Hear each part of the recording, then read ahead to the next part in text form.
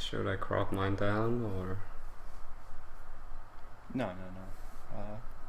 I just needed to do something and I didn't realize it. But now it should be good. Okay.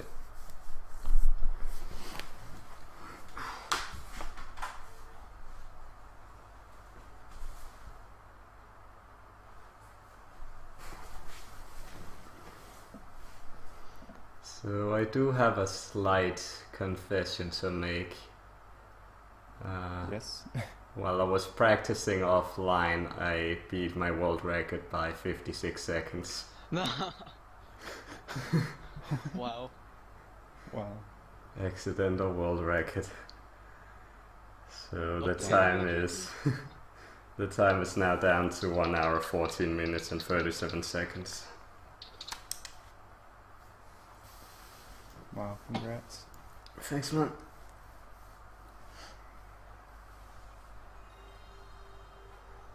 Okay, I think we're all set. I've loaded So, my game, so if you could just do a countdown for us for the timer, and then we can start whenever. okay. I just need to get to the title screen. And just let us know when like good times to read donations are and stuff.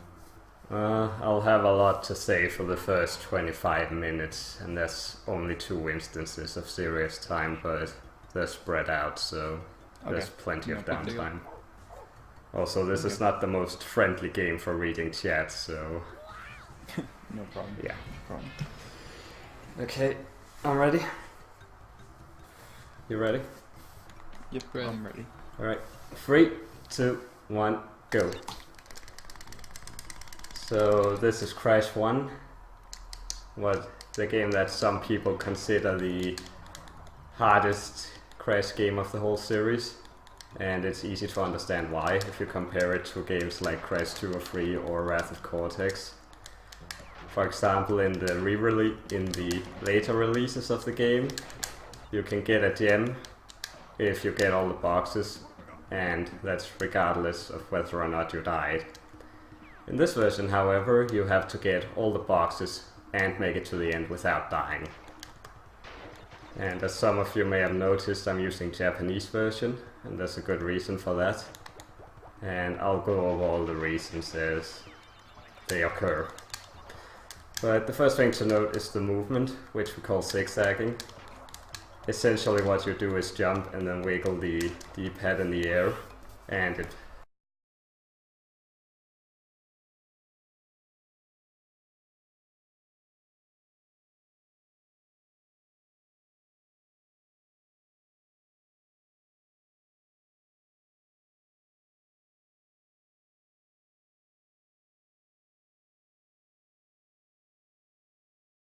boosts you forward by a certain amount. It also means that it's quite inconsistent as to how much I don't. So yeah. What constitutes 100% in this game is basically getting all 26 gems. That's pretty much it. There will be some levels I have to revisit because I can't get them without a color gem, but that's not that many.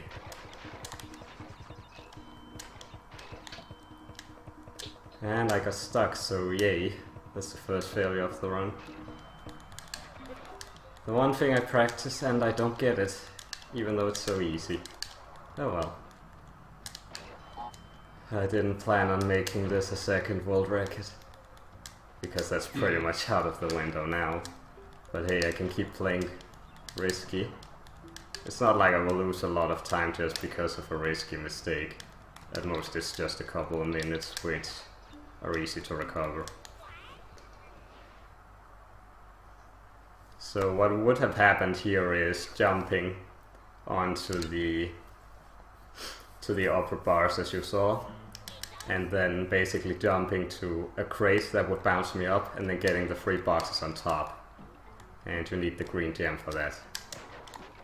Normally, but you can skip it if you do it right, unlike I did. Great Gate is a second level that has a skip, There's technically 3 levels that has a skip that can be done in human or in real time, but one of the skips we don't do just because of how difficult it is, and it's like 30 minutes into the run. We do both the 2 skips here in the beginning because they're early and very doable. The skip here, however, is rather inconsistent, so it's easier on PAL because you have boosted movement, and that way you can move faster, but even then you fail it at times.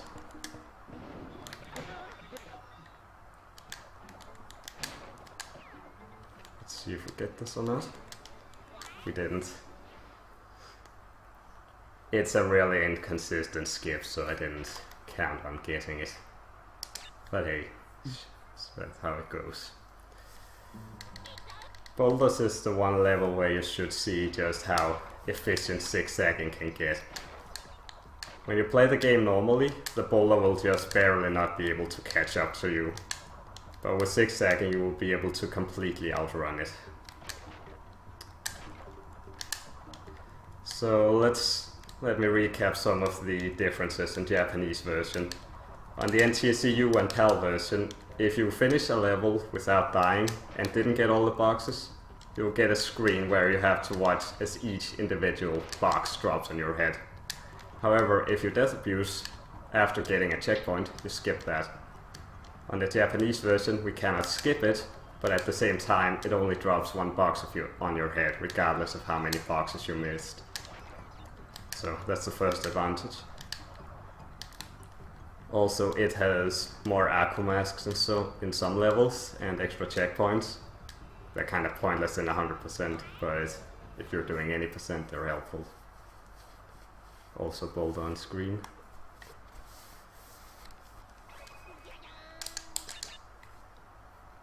Next level, Upstream, has another Japanese difference, and a major one.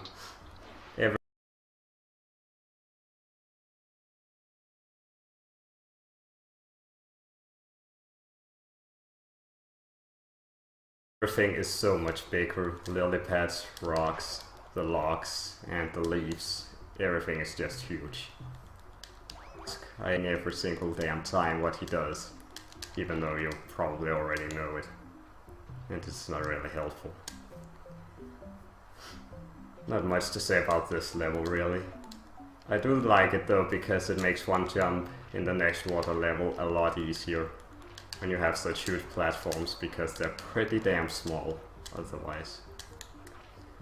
The grey Venus flytrap that I jumped past previously, if you jump on the wrong frame and jump straight into its mouth while it's closed, you will land inside of it and die. It also happens if you land on some of the late frames as it's retracting. It's really dumb, but that's how it works. Papu is also different on Japanese. He has 5 health bars instead of 3, and you can do 2 kind of interesting things. First, you can bounce off his belly fat because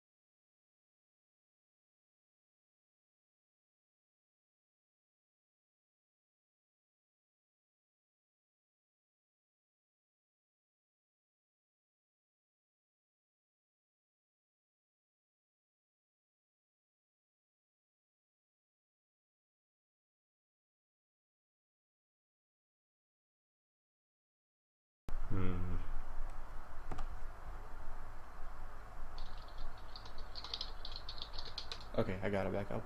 Let's start. Just whenever, like, just Alright. count down really quick. 3, 2, 1, go.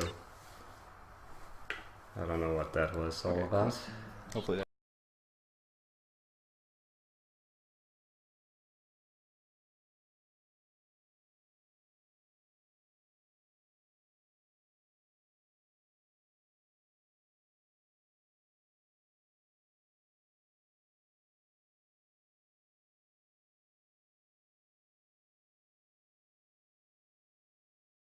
That doesn't happen again. Okay, Hogwarts has another Japanese difference and a major one compared to they changed the gem placement between the green gem, so I get it here instead. I'm pretty sure a lot of people remember some of these box placements as a kid as being pretty damn terrible. At least I remember them.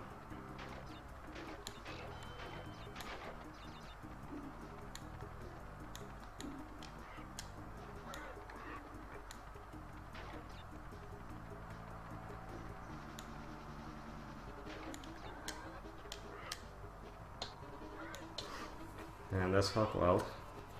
Same every time.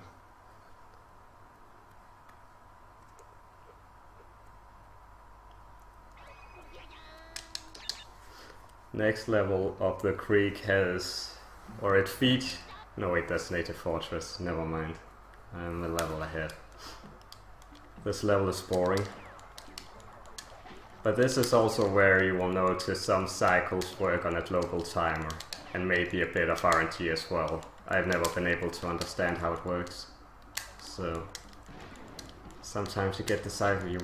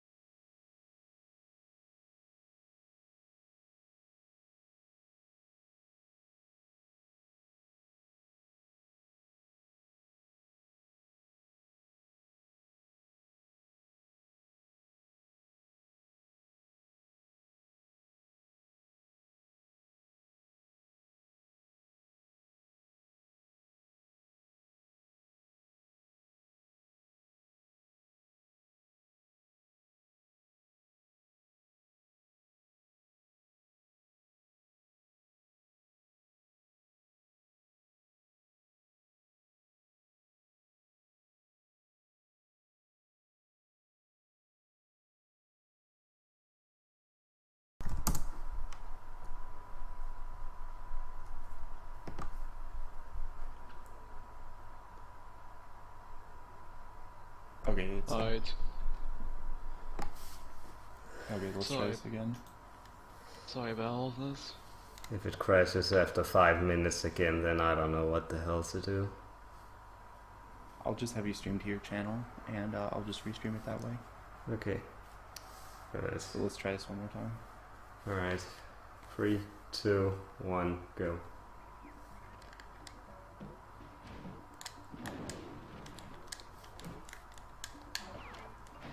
So yeah. This is great, huh?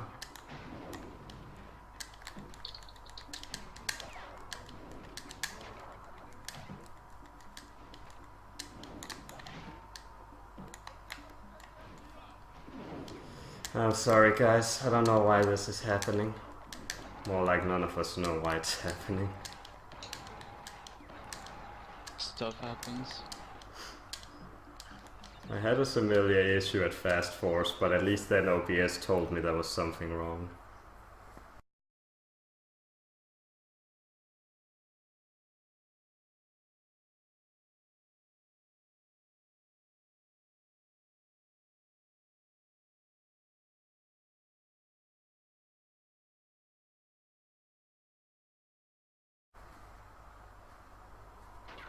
Oh well. Now the next level is up the creek and on Pally. But, well, let's see what happens. One thing my world record did wrong was dying in this level, because rocks apparently eats jump inputs. Unfortunately, that's not the first time that's ever happened. Like this rock right here. And of course nothing goes wrong, because I'm not on a world record run.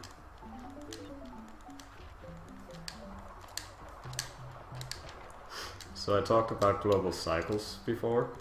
Some cycles, like the leaf cycles and the piranha plants, or Venus flytraps if you even want to call it that, they work on a cycle that's when you're within a certain range, they activate.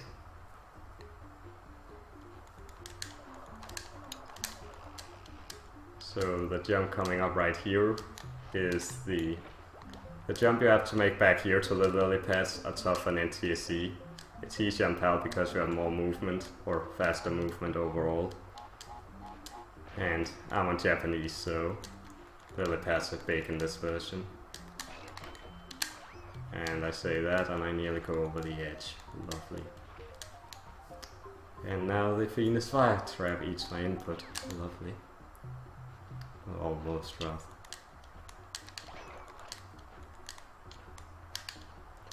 Again, really. See, this is dangerous because the second I move on to that platform, it's gonna kill me. So question is... Nope. Nothing.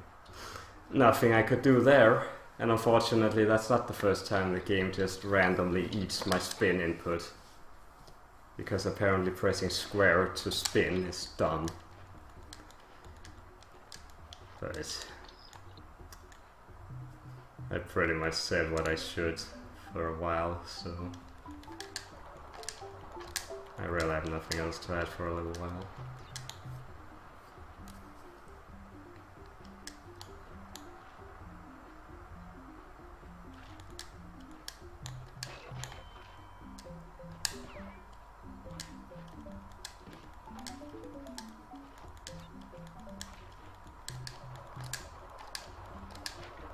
May I say something real quick? Yeah, I have nothing to say. Okay. Well, we would like for everyone to please spread the word about SRC on Twitter, on Facebook, or on Twitch, I don't know, but using the hashtag SRC2014. Feel like for everyone to know about this.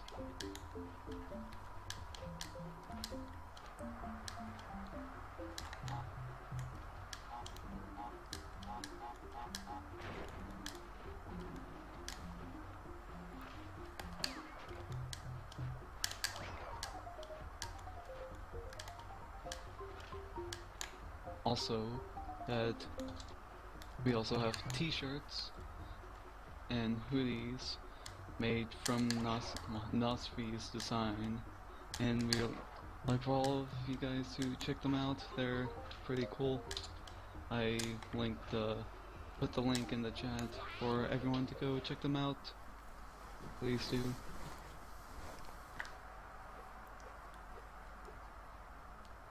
Well, this has been a train wreck so far.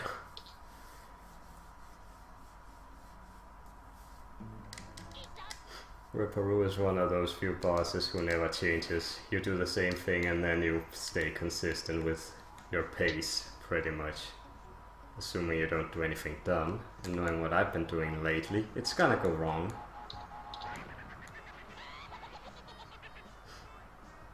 But basic strategy, you hit him once with the TNT and then spin the last two for a quick hit.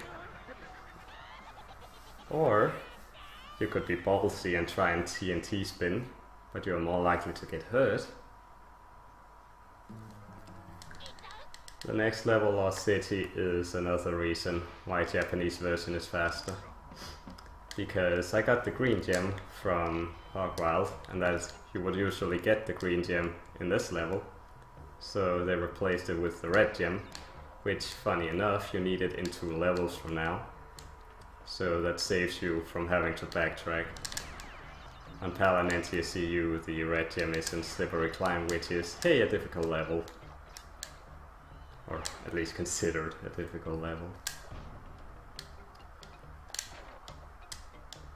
Also, Sunset Vista later on is one of the worst levels in this version.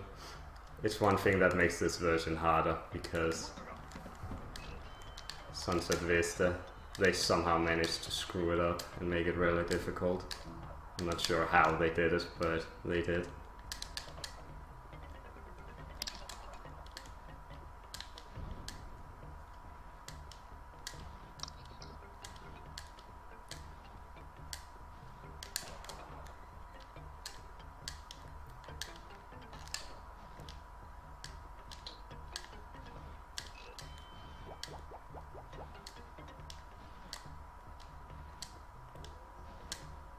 I'd like to say that SpeedRunsCentral is a 24-hour day, week-long marathon bringing in runners from a wide variety of games and skill levels in order to raise money for Doctors Without Borders. Doctors Without Borders is a non-profit organization dedicated to providing medical care to third world countries that cannot adequately afford the care they need to live sustainable lives. Doctors Without Borders serves over 60 countries across the world, including Latin America, Africa, and Asia.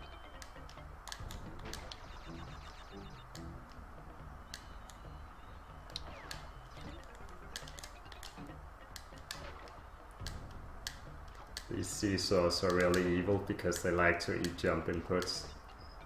And unfortunately that's happened more times than I want to admit.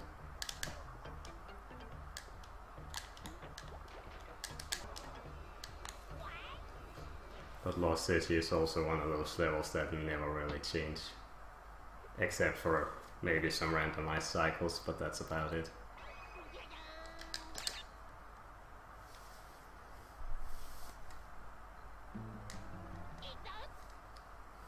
So I wanted to leave with 2 masks because invincibilities are actually useful in this game.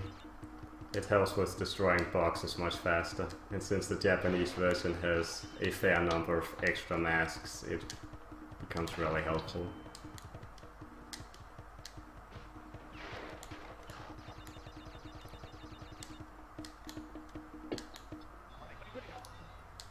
And then again, it's useful in some levels, but it can actually be a disadvantage in some levels. Mostly levels where going fast actually doesn't really matter.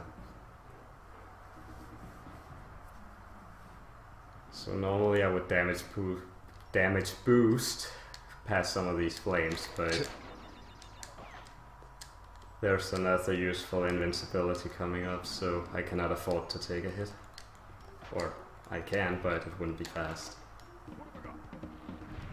And I actually didn't get a bad cycle there.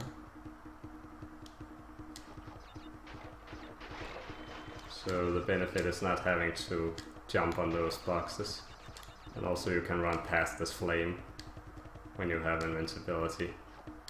It only works on some flames and not all of them, which is unfortunate because then invincibility would be far more useful. Damage boost past that. I'm not sure how much invincibility would even help on the next level. At least it doesn't help that much in my experience, so that's why I don't go for it there.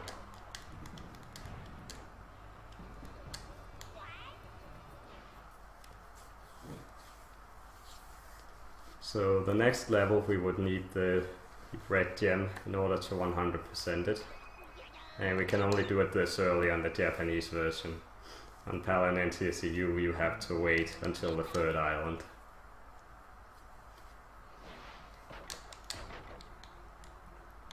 The mass crash, it's not like they're helpful or anything.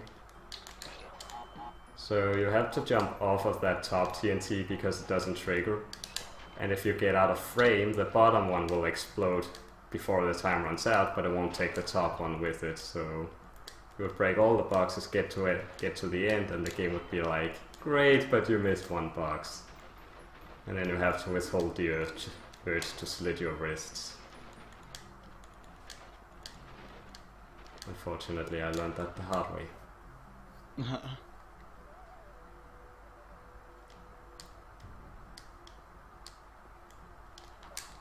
Also, worst TNT spin in the game. Only ever once have I managed to spin that TNT and not take damage. It's really bad.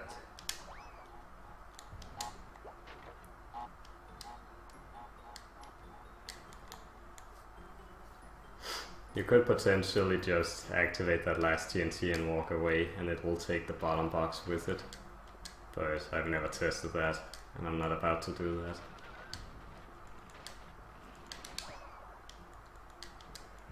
Also, to any smart individual asking why I'm not running on the ropes, is because ropes are inconsistent. And it doesn't exactly help me because I wouldn't be getting ice physics here.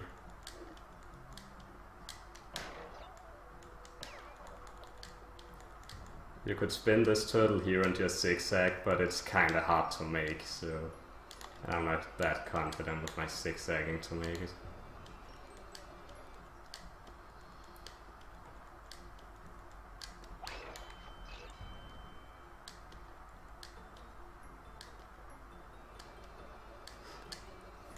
You can actually jump past the portal without the red gem, but the problem would be getting to the other side of the other secret area without being able to double jump. And that's unfortunately a frame perfect trick nobody has been able to pull off. Boulder Dash is really boring, so I have nothing to say. So if you guys have anything to add, you can do that now.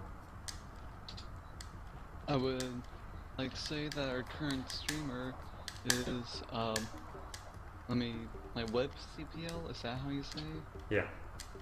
Alright, WHiPCPL, and you guys can follow him at twitch.tv/WhipCPL, posting it in chat. Great guy, you should all follow him.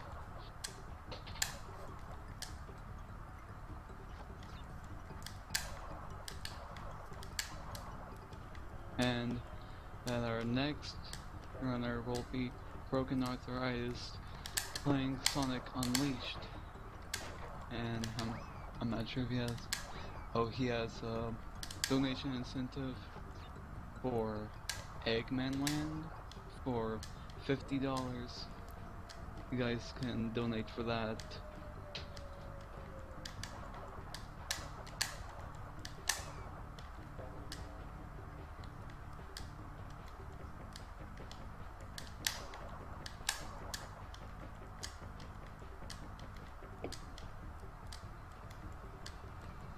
Also, if the idea of how powerful zigzagging is hasn't become apparent yet, hopefully it should make sense now.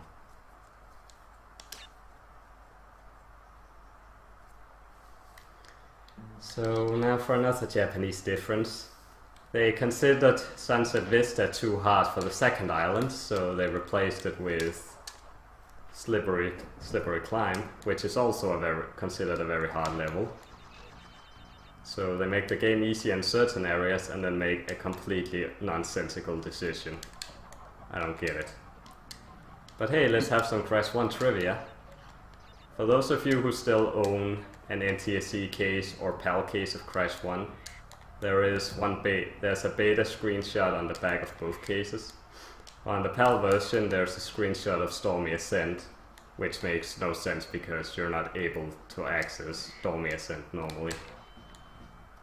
And then there's the NTSC version where you will notice something very odd about Pinstripe's health bar, which is actually in the beta ROM. If I even get to show that, we'll see. Also, this is where Japanese cycles will show that they are really bad because they're not in sync despite being like at 30 FPS. And I missed that cycle.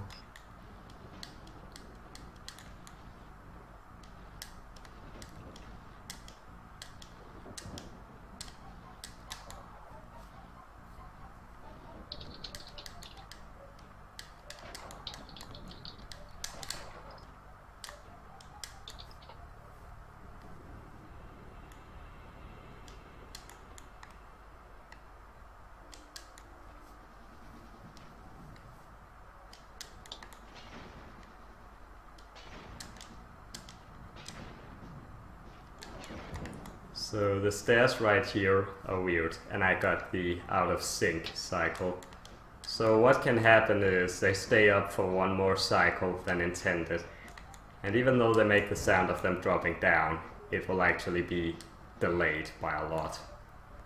And it's very inconsistent, so I don't trust it at all.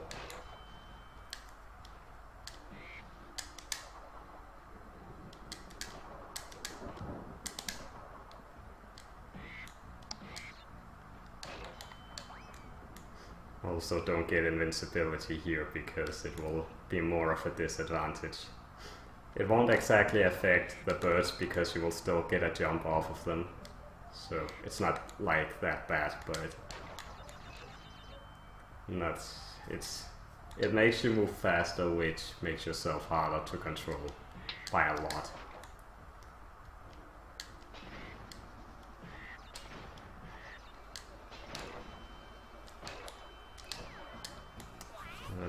That's Slippery Climb.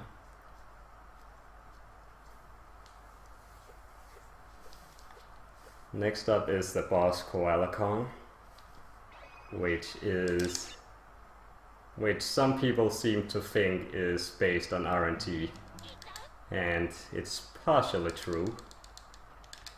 There is RNG, but it's not Koala Kong who's RNG, it's the minecart that passes by. The way Koala Kong works is, depending on where you stand, he will throw the boulder. So if you stand in a certain position, he will throw it as soon as possible. But I cannot get that consistently, so I usually walk in place until I get it. The only problem is the minecarts, because they tend to get in your way quite often. And I'm not a big fan of that when it happens. But we'll see. Nowhere. So I didn't find the spot here. He didn't move entirely to the end, but it gives you an idea of how hard the spot is to find. And I got the TNT line up there. So when a TNT lines up, when its blast lines up with a minecart, it will actually destroy the minecart with it.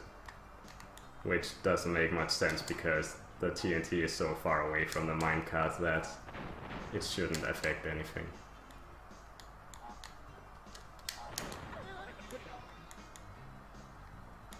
Also, Koala Kong is different music on the Japanese version.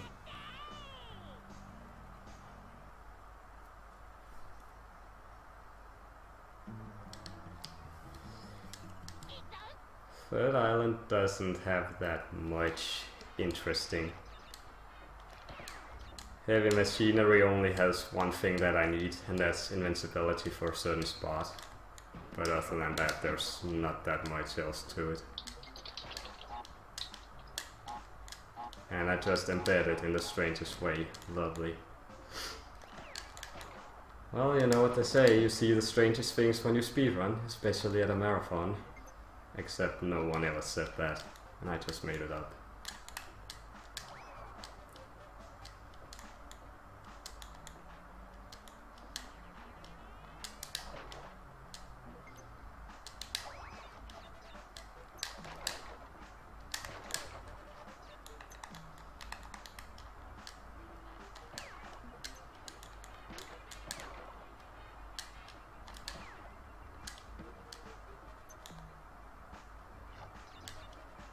May I say something? Yeah, go ahead. Alright, we have awesome SRC t-shirts and hoodies and more stuff provided by Nosfi's Design. They're all available in a variety of colors and products. Please check out this link to see all the shirts and stuff.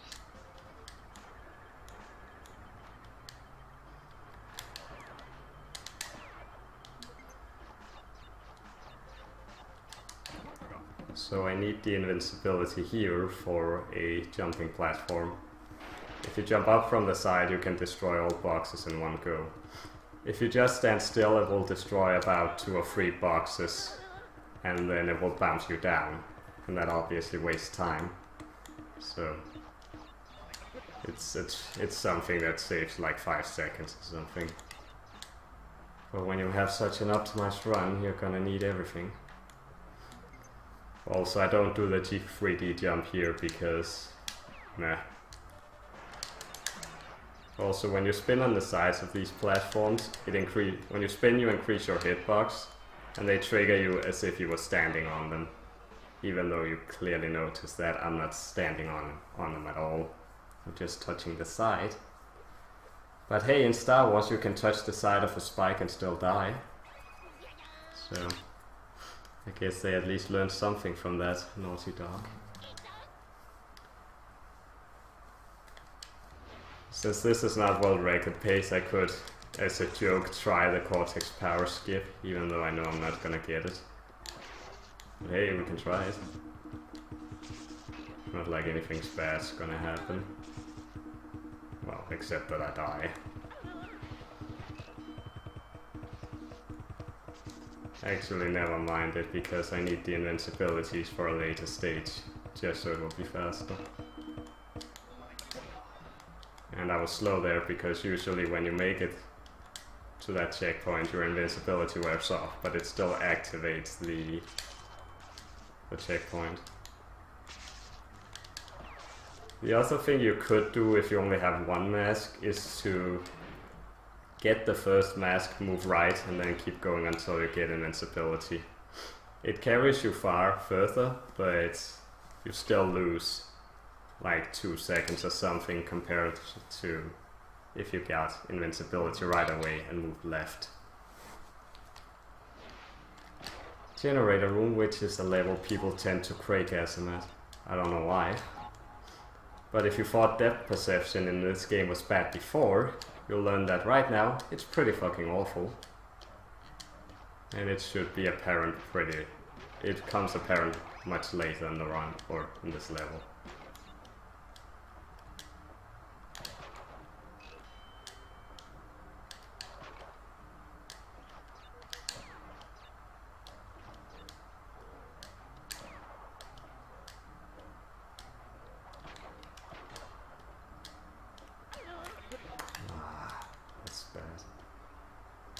So that means I'm only gonna get 1 invincibility for toxic waste.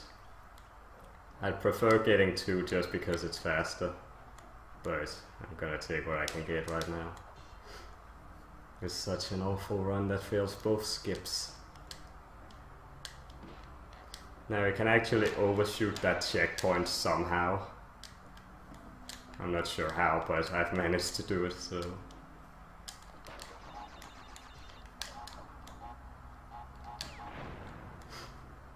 And we do that for strike points, even though it saves little to no time.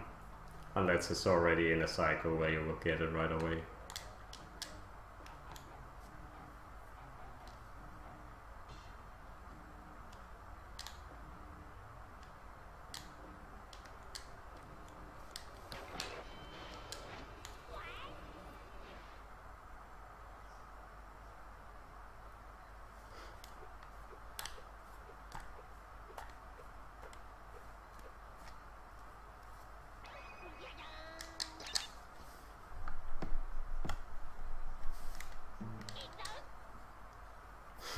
Toxic Waste is a level I'm pretty sure some people remember as Doom Splat.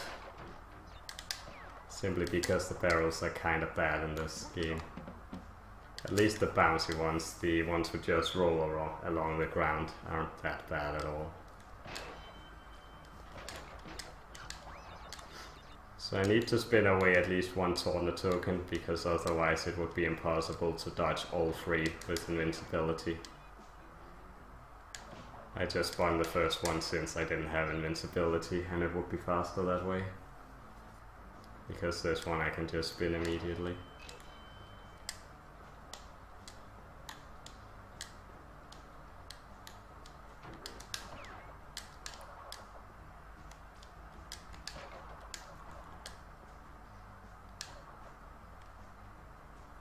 And now the bouncing barrels, which I'm pretty sure everyone loves who has played this game. Luckily enough, they're not randomized at all, so you move in the same spot and they move in the same spot, and then you don't get hit. Hopefully.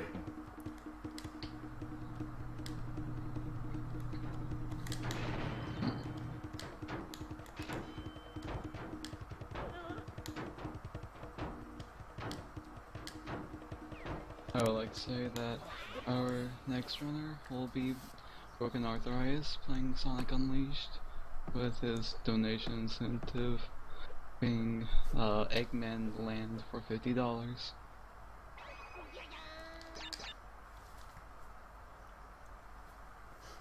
I tried turning up my audio a bit, see if it helps. So there's only one fun way of doing pinstripe, and that's by playing a game of hide and seek. So like any good hide and seek game, you need to confuse your opponent. So we do that by spinning him around 3 times, and then hopefully he won't find us. And we will also learn that pinstripe is a grade A stormtrooper.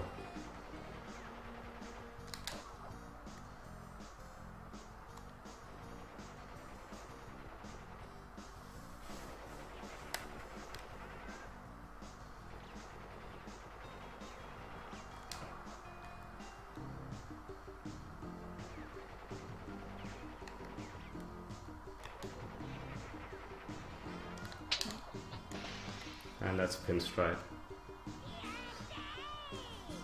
The bosses themselves are pretty forgettable, but meh. Okay, High Road, another Japanese difference. The game is considerably shorter. Like, this level starts just before the Turtle Bridge on the other versions, because they considered it too difficult. And I don't mind that, because that means even shorter movement. And also no rope strats, even though I would never do that in 100% anyways.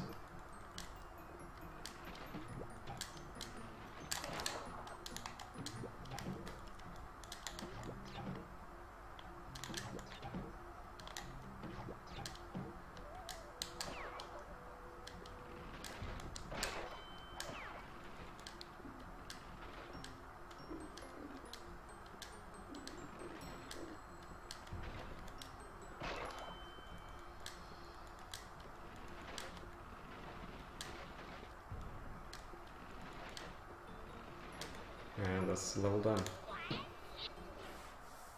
The next level is Sunset Vista, and it's kind of hard for Japanese version, so I'll need some serious time on that. Alright.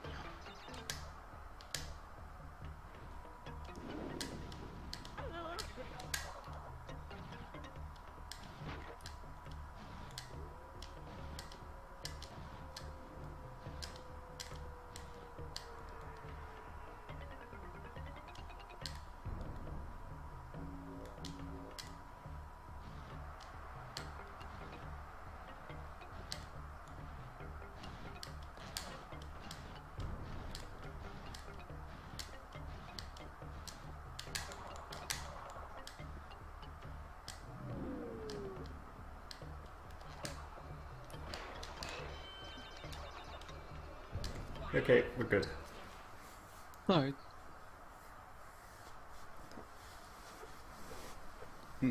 Assuming everything went out fine. Yeah, got some Everything. bad cycles, but went out fine. Whatever.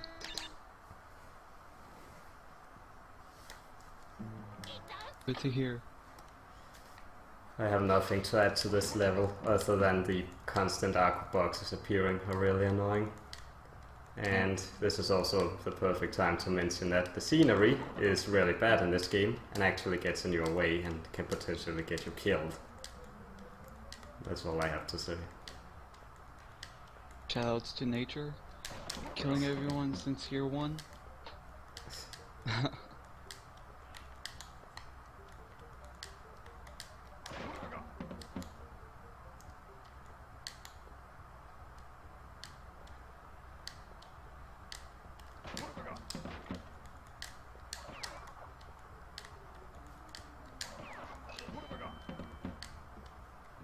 I would like to point out that we do have a Twitter account. It is SpeedRunsCentral, I think without the S on runs.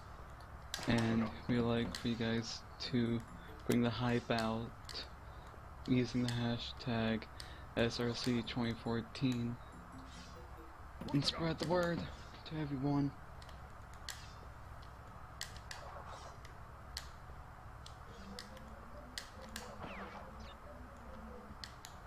Also, you can spin through these blades, but it's hard when you're in the air. Or you can spin through a fair number of things without taking damage.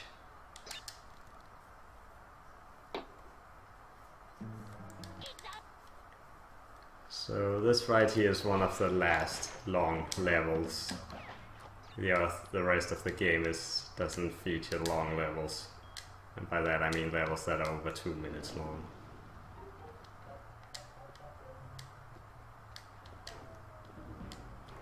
That's of course assuming I'm not gonna die and make dumb mistakes anymore.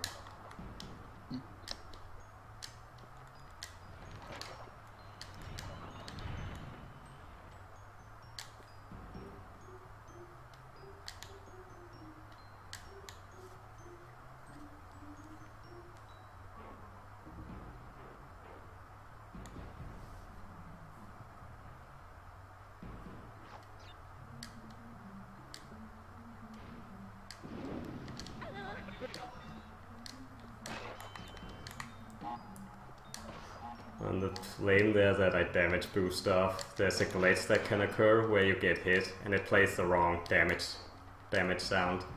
It actually plays the sound like when you get hit from the spears, and then it pretty much drops you to the ground. I've only ever seen the glitch once, and I doubt it'll ever happen again. But it's really annoying when it happens. So when I get invincibility here, there will essentially be ice physics on the gems. And nobody likes that.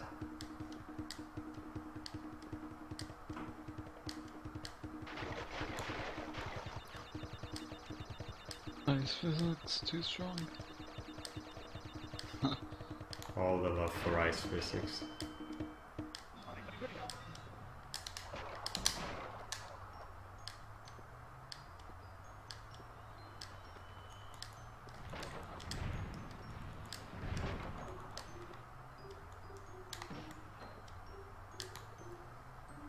You can actually jump off the checkpoint and make it to the platforms without having to wait a cycle, but marathon run with a very bad opener.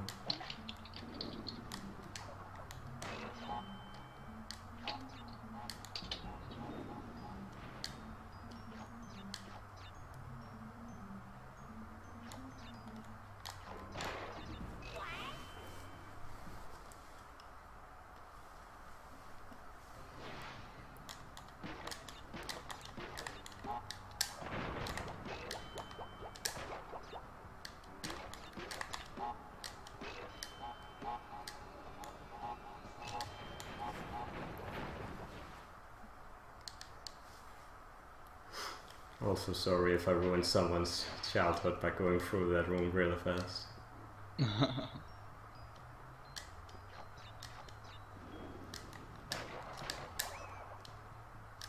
sad day. Sad day indeed.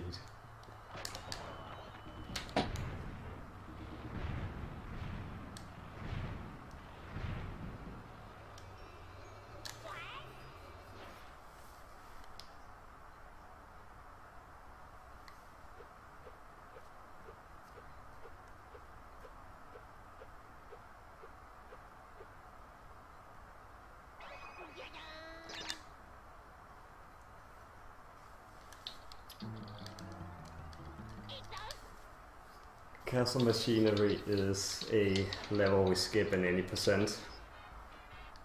Obviously, since this is 100%, I can't skip it. But I can make good use of a few invincibilities here to speed up the level. I think Crash 1, 2... No, Crash 1, 3, Wrath of Cortex, to Insanity in one instance, and maybe some of the GBA games actually use invincibility to their advantage. So because of invincibility, I will move really fast on the conveyor belts. Which, hey, that helps, so yay.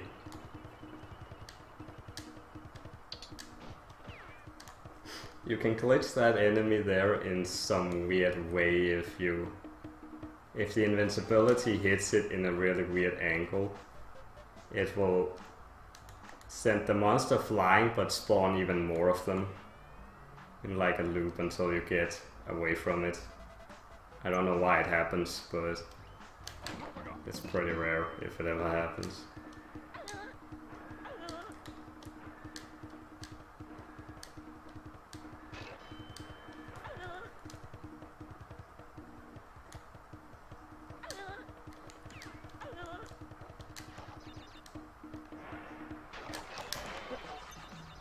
It's possible to carry the invincibility there to take down all the boxes. And if you wanted to say something, go ahead. Just a little reminder that our current streamer is WHiPCPL, and all of you guys can follow him at his Twitch channel, twitch.tv/WHiPCPL, which will be posted in the chat for people to go to.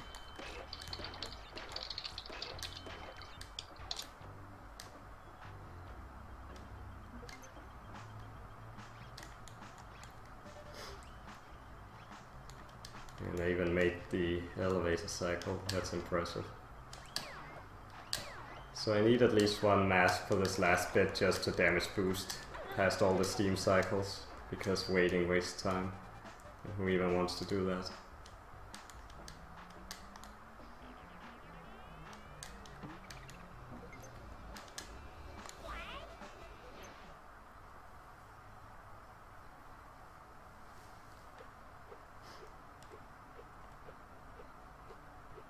Has there been any donations lately that hasn't been read?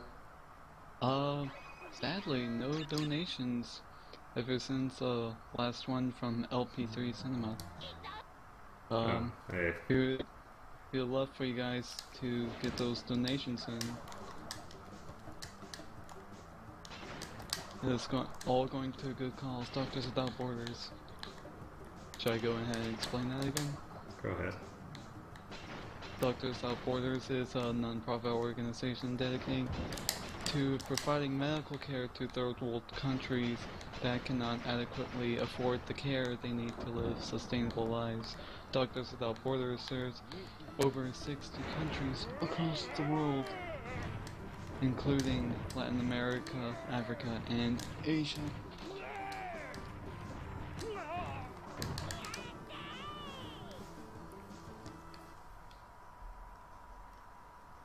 The next level is the lab, which also features a color gem that we need. And on the Japanese version they actually give you a mask at the beginning, which is helpful, I guess. But as someone who was used to the NTSC version before this, I kinda learned how to avoid taking damage. And yet again, sometimes it still happens.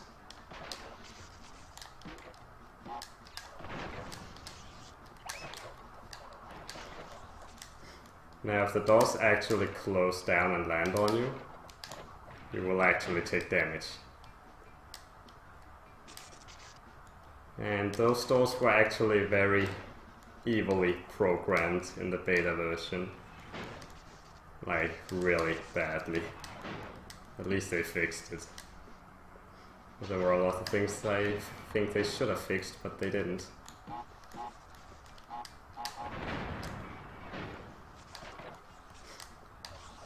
Normally the previous scientist at the checkpoint, you use him to snipe the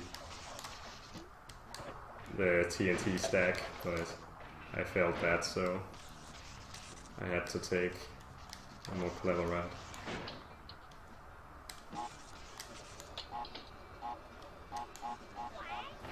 I don't actually want to move to the portal immediately, because if you do that, you will leave before the TNT explodes, and you will end up missing 3 boxes, which is not that nice either.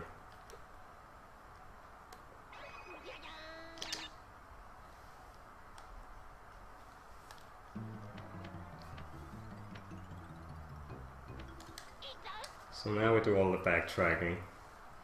First thing we have to do is go to Lights Out, because we get a colored gem and we need that for the second island. So not doing that before the end would be dumb. Also the level is considerably shorter when you go through the gem route, so it ain't too bad. But sometimes the scenery gets in your way and you die. At least that's what happened in my world record run. Such a great loss of 36 seconds.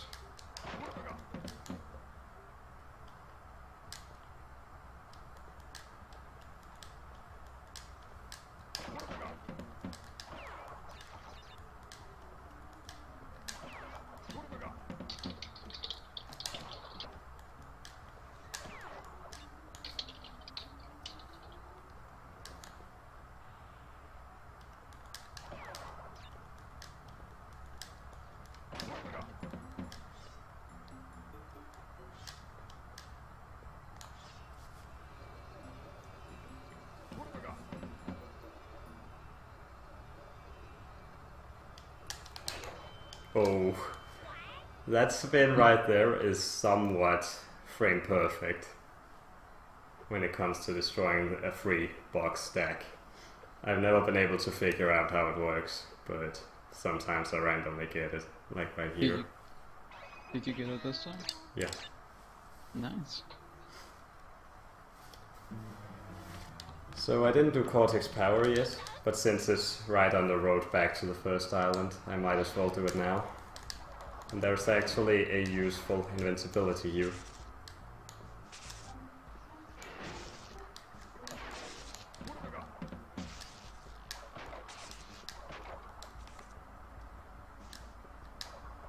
Also, you want to be careful where you spin, because if it's within any of the rollerblade guys, you will take damage, because spinning increases your hitbox.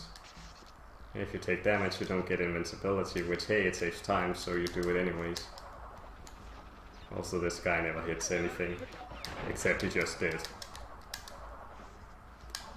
That is my fault for going 1 cycle too early. Or just barely too early. So many train wrecks in this run. Damn. It's a marathon, it happens. Yeah. I should just not have practiced at all and then have gotten world record at the marathon.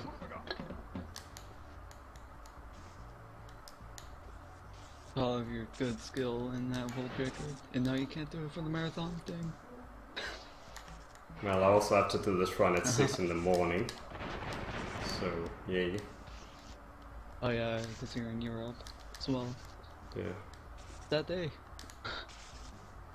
Thankfully I have summer vacation, so it doesn't matter that I destroy my sleeping schedule.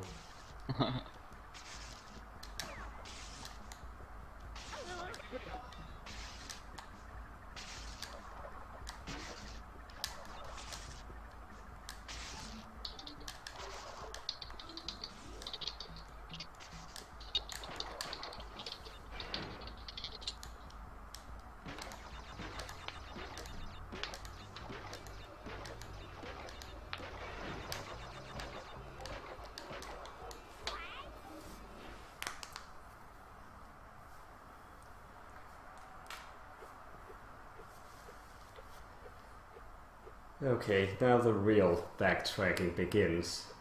And since I'm an idiot who can apparently get world record but not do the easy stuff, I have to backtrack to 2 levels I normally wouldn't.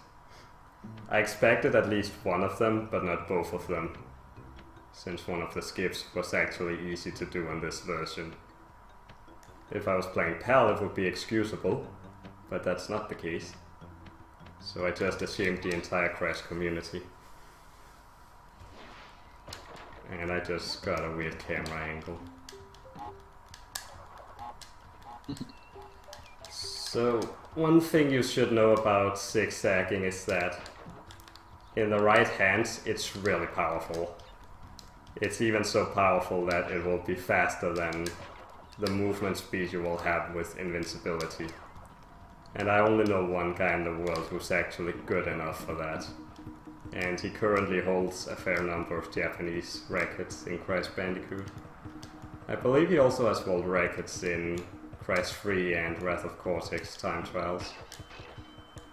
So what I would normally have done is it was land on top right here and then make the jump to the box, and then the invincibility would have extended itself to the boxes on top. Unfortunately I didn't get that, because that's apparently a dumb idea. May I ask what world record is right now? World record currently is 1 hour, 14 minutes and 37 seconds. Nice. Achieved just a few hours ago. Yep. And just look at how horrible I'm playing now.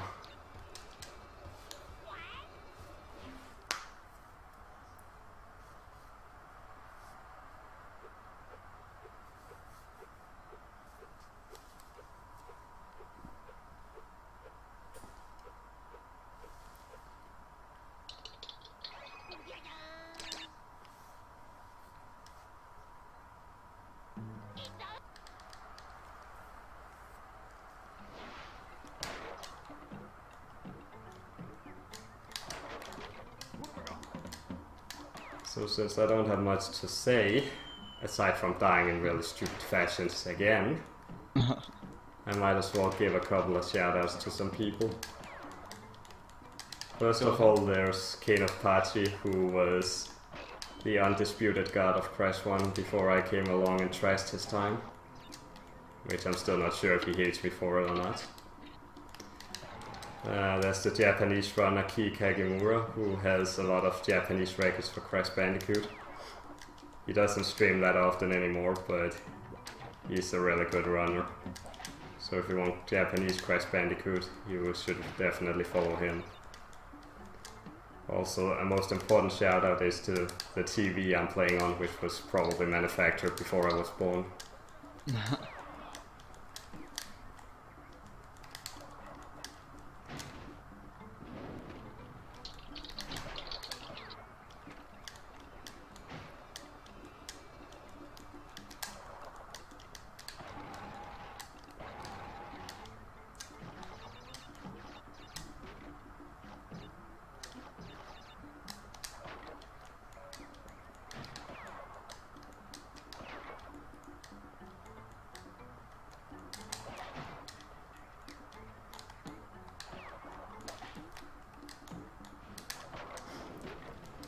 You can still make it up to that wall without jumping on the box, but it requires some precise jumping.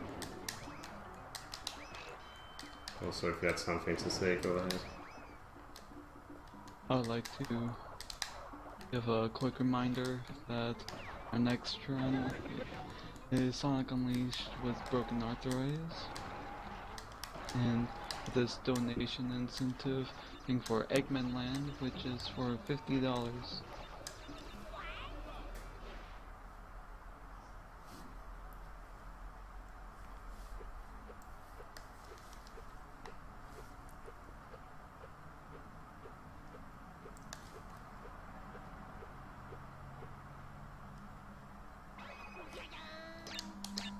I feel like I've said something that's made Chad write a lot of weird stuff. So upstream is kind of important because it has one really bad box placement. And I also need to leave this level with 2 masks in order to set up the next one. Other than that, it's somewhat straightforward, even though it requires some pretty annoying jumps.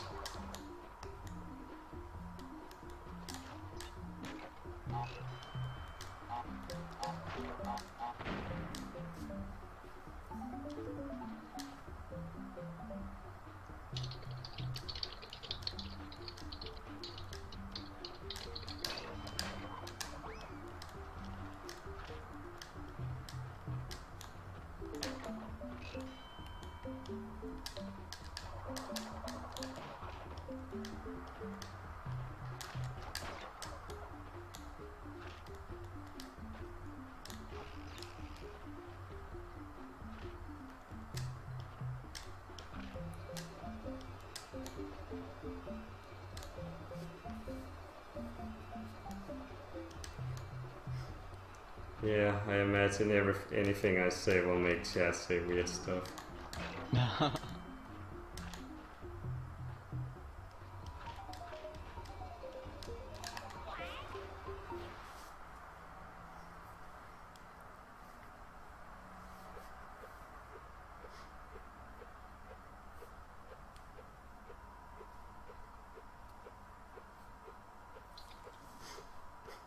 Yeah, I think this chat will still say weird stuff even without me saying anything.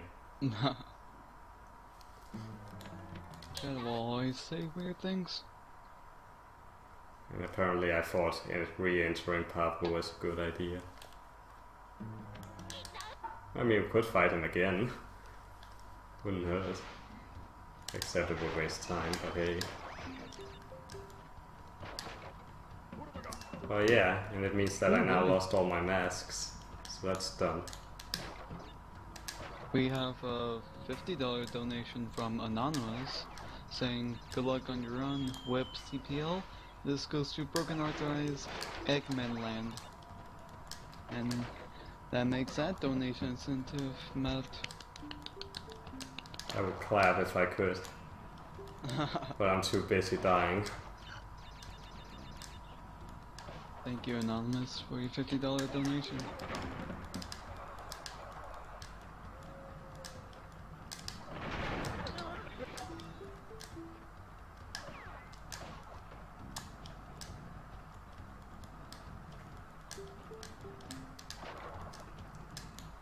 One thing I didn't mention before was if you die before getting a checkpoint, you don't have to reset the level because it doesn't remove the box counter. It will still be there at the end. However, on the Japanese version, it's technically still possible to get the gem even if you die. Because what happens whenever you die is that all the boxes will respawn. And if you're near the end and have to backtrack for the other boxes, it would make sense to reset anyways.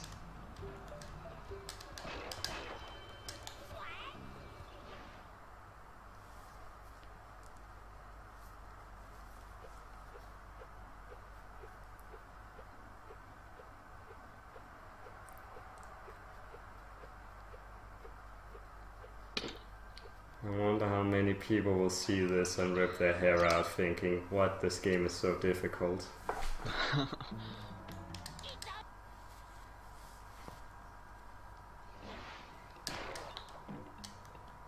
I never actually played Crash Bandicoot before, but by the looks of it, it looks pretty difficult.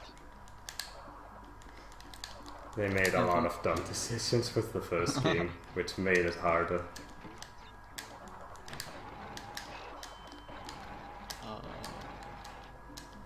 Map. Something wrong?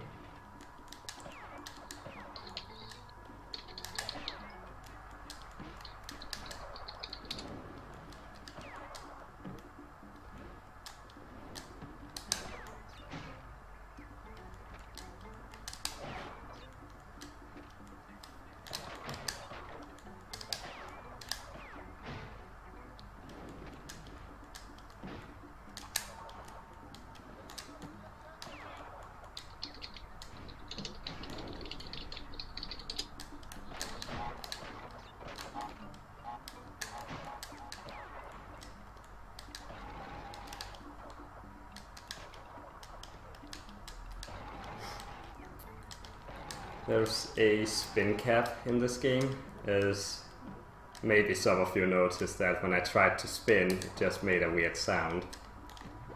And one thing they made different between Crash 1 and then 2 and 3 is that in the first game you have a spin counter, and it always starts at 5 spins, and it recharges 1 spin per second, more or less. And it can never exceed the 5 spins. So if you have used all 5 spins and try to spin again, it will just make a sound and leave you vulnerable. What they did in Crash 2 and 3 instead was to make a timer, so that every few microseconds or whatever between each spin you can then spin again. Which works out a lot better considering the movement in that game.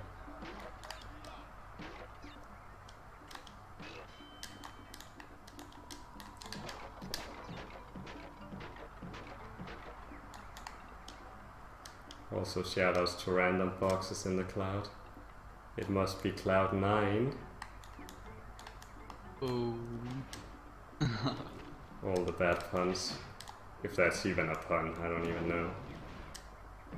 Well, you're on cloud, so... I guess it works then.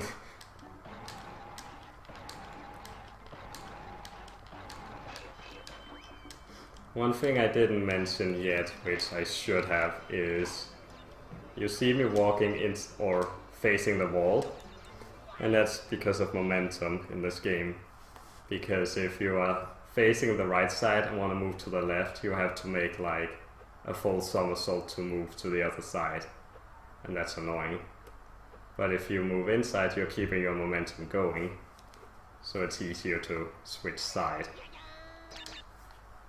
The next level is the last instance of serious time, and it's mostly because the game is, or that level is very poorly programmed, but it's only 2 minutes long. So there are 3 chances of me, or 3 possible spots I have to reset on. One is a box that doesn't break, the other one is a jump that goes bad, and the third one is RNG. So let's see which one it'll be. Unintentional rhyming. I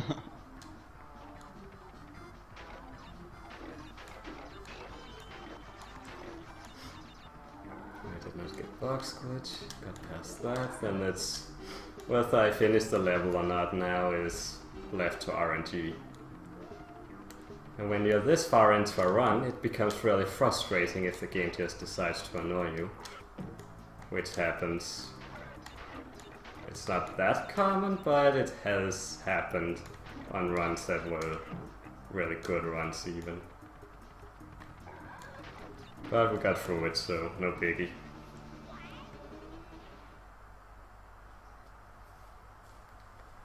Now there's only 1 level left, and it is the only, or there's actually 2 levels. I'm getting ahead of myself.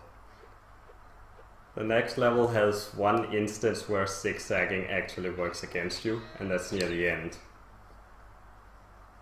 But I'll explain that when I get to that part. You can zigzag as much as you want past the first 2 boulders, but zigzagging too much on the last one will actually work against you. In the sense that it doesn't help you at all, which is kind of what working against something means. Either that or I don't know my English very well.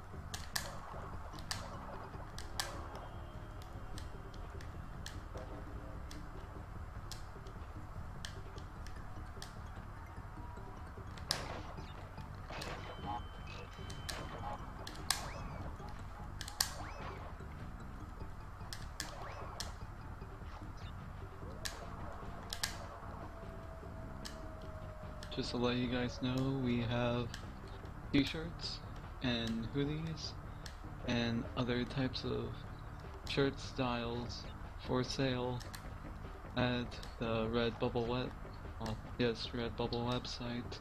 You guys can check out all of the shirts at the link. They're all made from Notsfree's design, so shoutouts to Notsfree. Please check them out. So if you step onto the gem there as the boulder is coming against you, you will hit the boulder and then die. So you have to wait for it to clear the screen. That's boulder dash. There's only one level left now, and it's the only level in the game where getting masks actually doesn't pop up a text box. And how convenient, because if it did that here, it would make the level much more annoying than it had to be. Also, some of you will notice that I only have 35%, and in total there's 26 gems. So how's that gonna add up to 100%? You will see, because I'm not gonna spoil it. Should I get ready with time? No, not yet. Alright. I'll let you know. This level's like 2.5 minutes, and then I have to walk through one last level before I finish, so...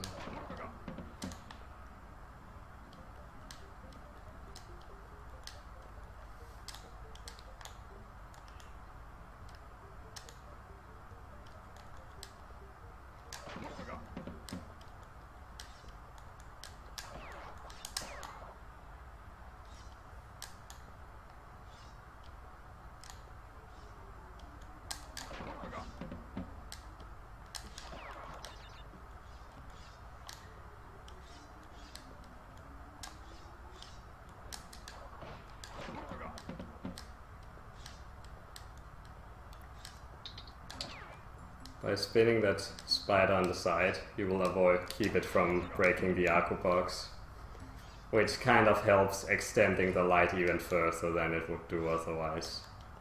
Not like it matters to me, but it helps still if you are not very good at the game.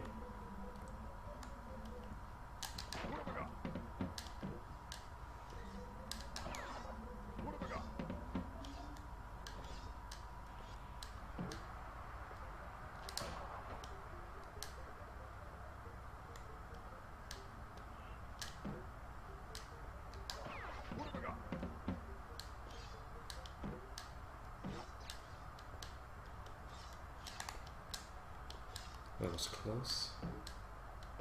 And then just a spider section to the end. Now watch as your minds will be blown. Preparing to blow mine.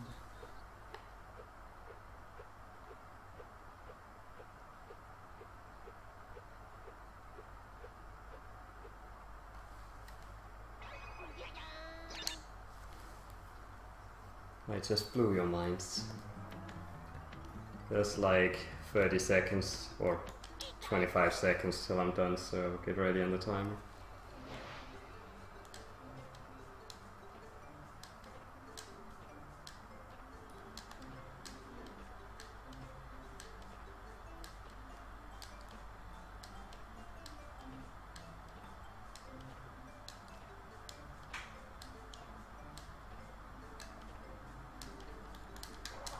And time.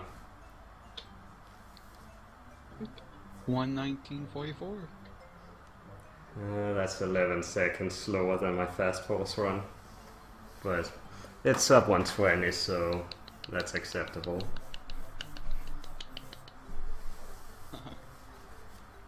So I'm sure some people are wondering why that was 100%. The explanation is this. Whenever you beat a level, it counts one percentage. But this game is programmed in such a way that it doesn't add that percentage unless you beat the bonus round in that level. So if you don't do that, you don't get the added percentage. However, the game thankfully registers 100% when you have 26 gems. So that's why when I got the 26th gem, it jumped from 35% to 100%. Also, we don't fight Cortex because we play 100%, so we had to get the 100% ending. And it just so happens that the Great Hall is also faster than Cortex, so even then it wouldn't matter, we would still do the Great Hall. Very interesting run. From the sound of it, we didn't meet the beta round content.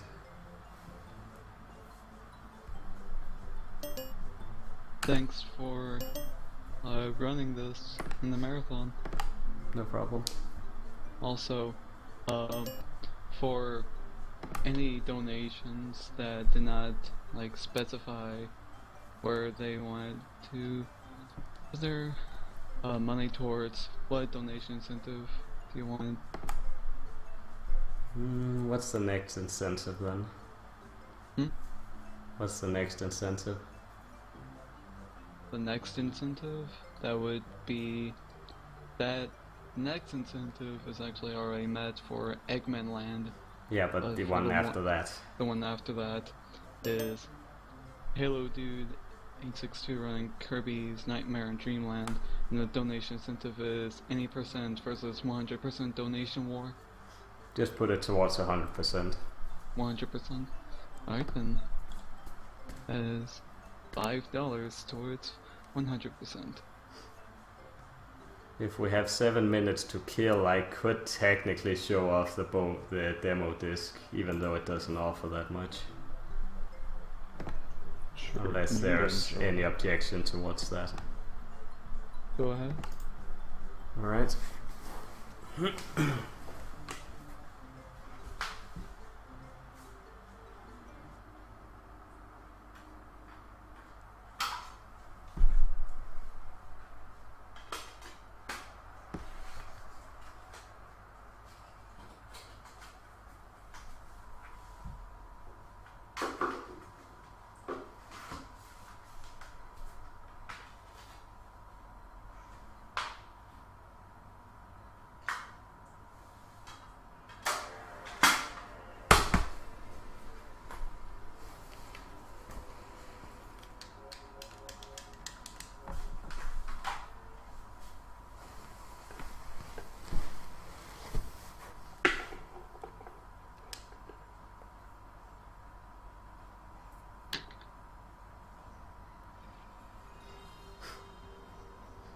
Unless we magically get the last money required for the beta content, I doubt it's gonna happen.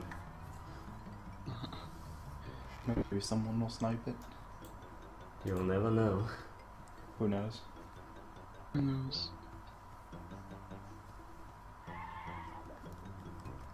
Just a reminder for the chat that all the money donated, 100% of it will go to Doctors Without Borders, a non-profit organization.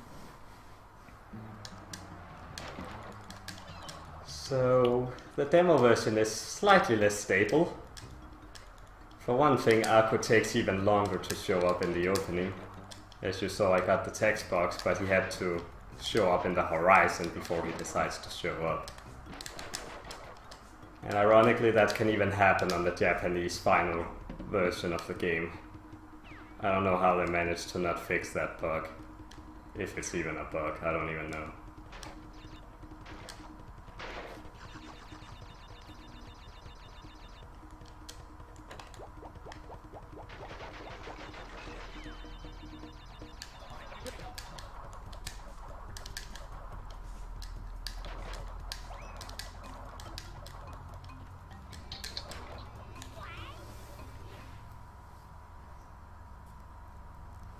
Let's just call this a redemption run in trying to get at least one of the skips.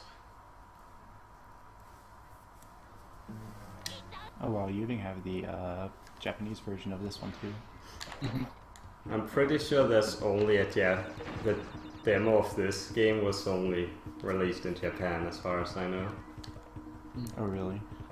It could have been released with one of the PS1 demo bundles, but I've never seen a demo bundle that had it, with the exception of Crash 3.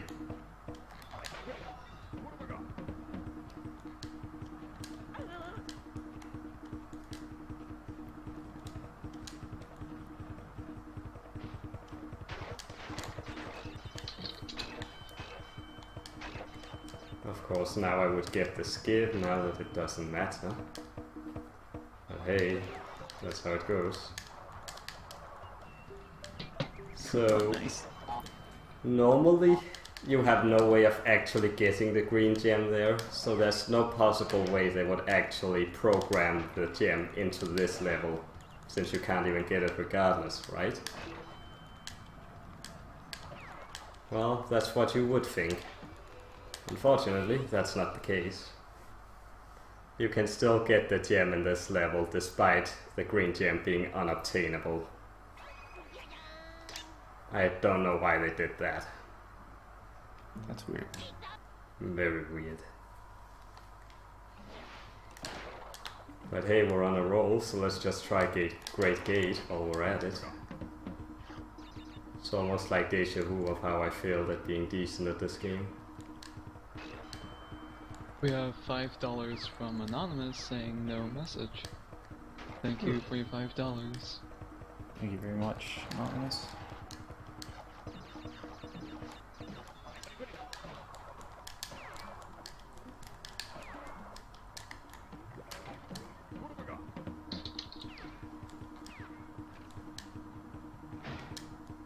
Well, there was a Pal Crash demo. I've just never seen it then.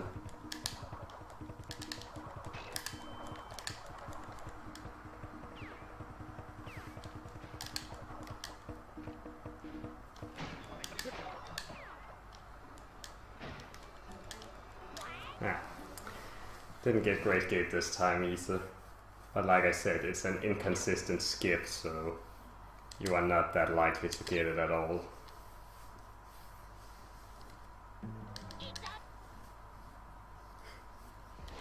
Damn it, Wonder J.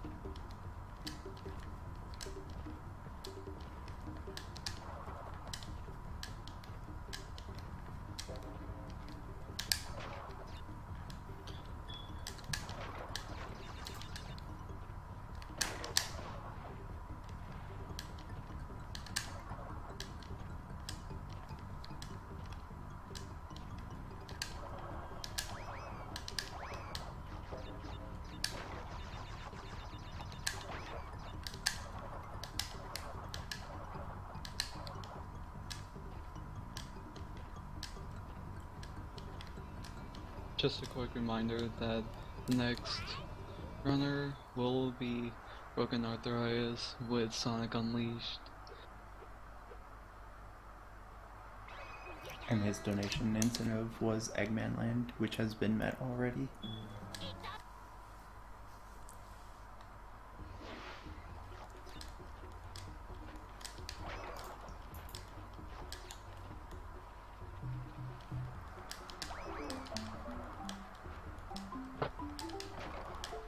One fun fact about the demo disc is that it features some demo levels.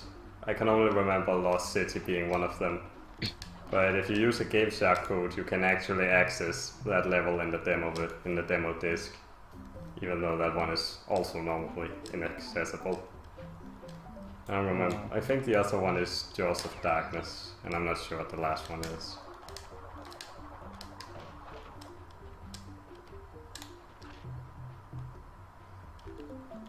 Also, I could technically try and get the gem here, but that would require TAS double jumps, which I cannot do.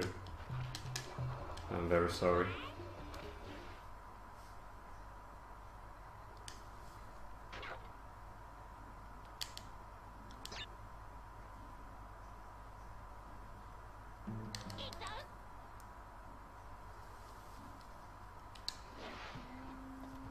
Also, the demo disc ends on Papu. But that's also the place where you notice a demo difference.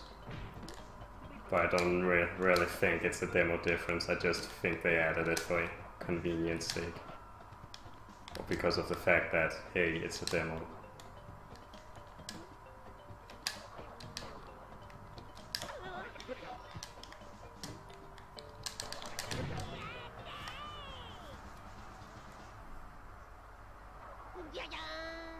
And that's where the disc ends. With that screen. That's it. That's it. Okay, well, thank you for running for us. Thanks for having me. Even though I did a train wreck of a run. It's fine. Everyone should go follow Whip. I'll post his Twitch in the chat, so be looking for that. Go follow him. What other games do you run? Do you run any other games? You do, because you're running Final Fantasy Origins, Crash 2, Crash 3, Wrath of Cortex even. And sometimes I'm in the Yu-Gi-Oh! Forbidden Memory weekly races. Cool. Yep, that's all for me. Cool. So I guess now we'll move on to Broken Arthritis. Okay, cool. Is it time for Wonder J? Not Wonder J. Yeah, for Broken can to go, stream? Broken can go live on SRC1 Yeah. if you want. Awesome. So do I need to use the stream key SRC one? Yes. Oh shoot, this is a 16:9 game. My bad. Yeah. I completely Come on, forgot. dummy. Okay, I'll have to reset it up then. Also, hello, chat. I see you.